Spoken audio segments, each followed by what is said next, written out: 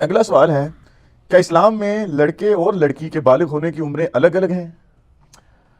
الگ الگ تو لڑکوں کی آپس میں بھی الگ الگ ہو سکتی ہیں، لڑکیوں کی آپس میں بھی الگ الگ. اس کے لیے جو اجماع امت چلتا آ رہا ہے نا، یعنی عملی تواتر سے صحابہ نے تابعین کو سکھایا، تابعین نے تبع تابعین کو، اس طرح چلتا رہا، احادیث بھی موجود ہے.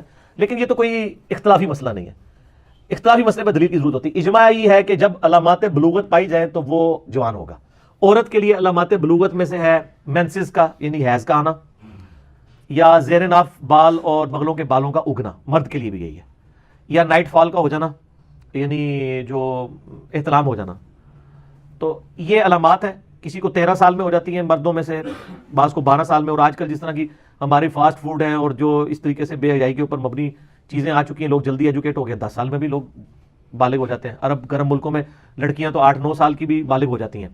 خود سیدہ عائشہ کے بارے میں بخاری مسلم میں آتا ہے کہ نکاح ان کا نابالغی کی حالت میں ہوا تھا 6 سال میں، اور رخصتی 9 سال میں ہو گئی تھی. تو 9 سال میں بھی عورت تو جوان ہو سکتی ہے اگر اس کے اندر علامات بلوغت پائی جاتی ہوں. اگر نہ پائی جاتی ہوں پھر جوان نہیں ہوگی. لیکن البتہ کچھ وقت گزرنے کے بعد اگر کوئی بھی علامت ظاہر نہیں ہوئی، تو اگر اس کی ہم عمر اس ایج کی بچیوں میں وہ علامات پائی گئی ہیں تو وہ بھی اپنے آپ کو بالغ تصور کرے گی. اور ظاہر بلوغت کی عمر کی اس لیے ضرورت ہے کہ اس کے بعد آپ پہ نماز، روزہ، یہ چیزیں فرض ہو جائیں گی. اس سے پہلے صرف ترغیب کی حد تک ہے. ابو داؤد میں حدیث ہے نا کہ جس کا بچہ 7 سال کا ہو جائے اس کو نماز کا کہے، 10 سال کا ہو تو مار کے پڑھائے تاکہ عادت بنے. فرض تو اس پہ 12.5-13 سال یا 14 سال کی عمر میں ہوگا.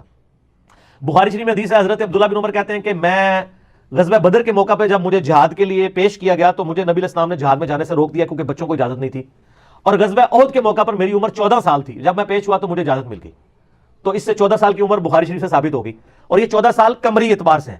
ہجری صاحب سے یہ 13.5 سال جو ہے وہ عیسوی اعتبار سے، یہ لیونر ایئرز کے اعتبار سے اگر وہ 14 سال ہیں تو سولر ایئرز کے اعتبار سے 13.5 سال ہمارے جو عیسوی ہیں 13.5 سے کے قریب یعنی بن جاتے ہیں. بعض کا 14 بھی ہو سکتے ہیں، 15 بھی ہو سکتے ہیں.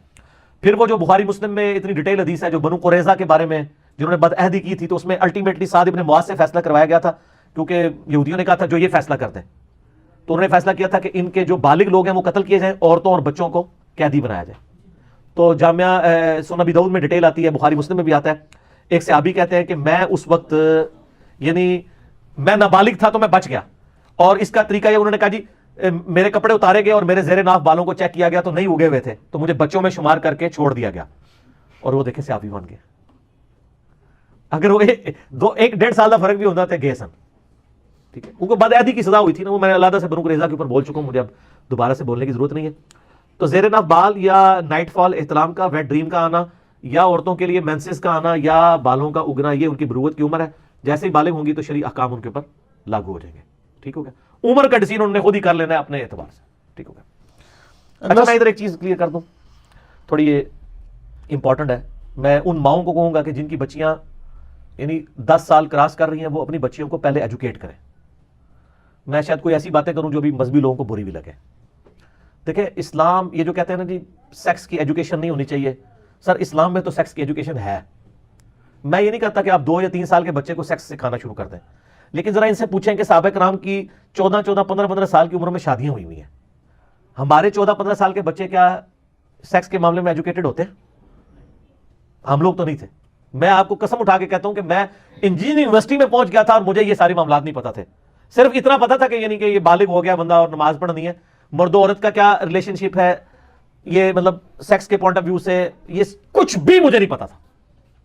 جبکہ آج کل تو لوگوں کو پتا چل جاتا ہے، اس کو یوٹیوب نہیں تھی نا، ایجوکیشن نہیں تھی. تو یہ ماں باپ کی ذمہ داری ہے کہ بچوں کو یعنی بچیوں کو تو 10 سال کی ہو جائیں تو فوراً ایجوکیٹ کریں. ہوتا کیا ہے، یہ بچیاں اسکولوں میں پڑھتی ہیں اور پھر آپ کو پتا ہے اچانک ہی اسکول میں پیریڈز آ جاتے ہیں تو بچی تو پریشان ہو جاتی ہے نا، وہ پورے کپڑے بھر جاتے ہیں خون سے.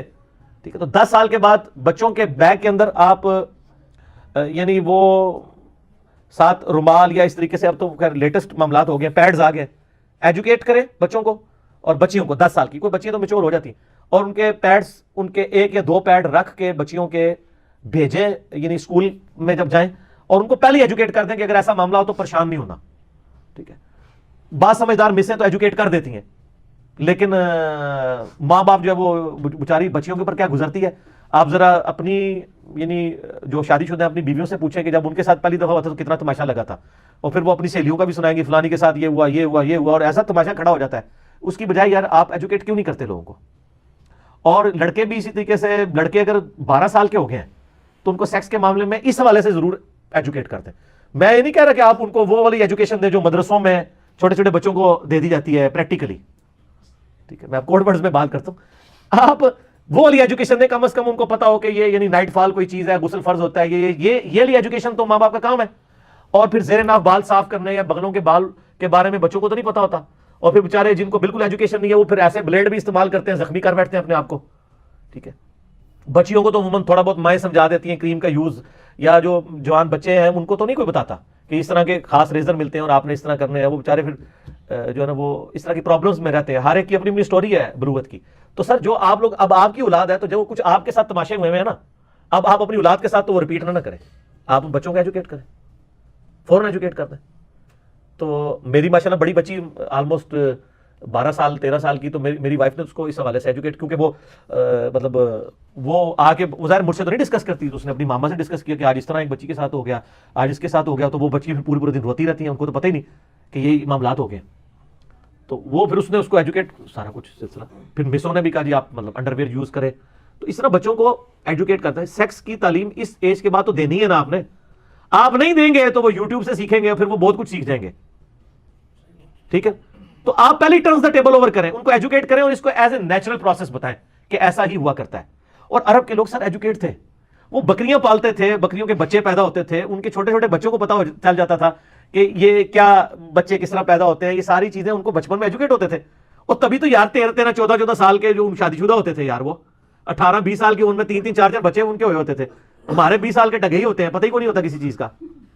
تو اس زمانے میں 1400 سال پہلے یہ ایجوکیشن تھی, تو ہم لوگ کیوں نہیں اپنے بچوں کو اس طرح کی ایجوکیشن دیتے؟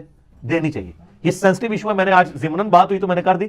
میں نے ایک پلان بنایا ہوا ہے, آپ لوگوں سے شیئر کر دیتا ہوں. اب اللہ کرے وہ کبھی دن ہے. میں نے ایک پلان کیا تھا کہ میں صرف 10 سال سے جو 15 سال کے بچے ہیں نا, ان بچوں کے لیے ایک نشست ریکارڈ کراؤں, تاکہ جو ہمارے بچے اب جوان ہو رہے ہیں نا, ان کے ماں باپ اگر ان کو بتاتے ہوئے خود شرما رہے ہیں نا, تو وہ ویڈیو دکھا دیں کہ بیٹا یہ دیکھ لو, جس میں وضو, غسل, تیمم, استنجا, یہ ساری چیزیں جو نوجوانی کی ایج میں جو ظاہر آپ کو ہارمونز کی چینج کے بعد کئی ایشوز کا سامنا کرنا پڑتا ہے, اس کے لیے وہ کتابیں پڑھتے ہیں. کتابوں میں بھی عجیب کسے کہانیاں مل رہی ہوتی ہیں.